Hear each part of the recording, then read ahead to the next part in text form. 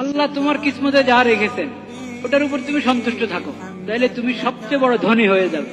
এটা এত সহজ না, এটার জন্য ফিকির করতে হয়, মেহনত করতে হয়, আল্লাহর কাছে চাইতে হয় যে আল্লাহ এই তৌফিক আমাকে দান করেন। খালি আফসোস করতে থাকা যে আমার এই নাই, এই নাই, এই নাই, নাইয়ের তালিকা।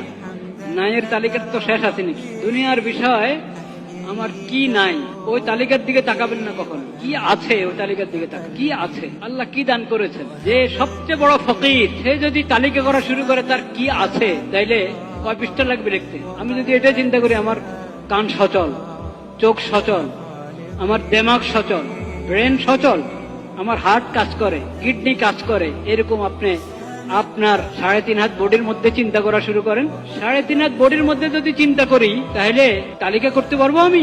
সম্ভব না তালিকা করা। এগুলোকে আমরা নেয়ামত মনে করি না, এটা তো স্বাভাবিক, মানুষ হিসেবে তো এগুলো থাকবেই।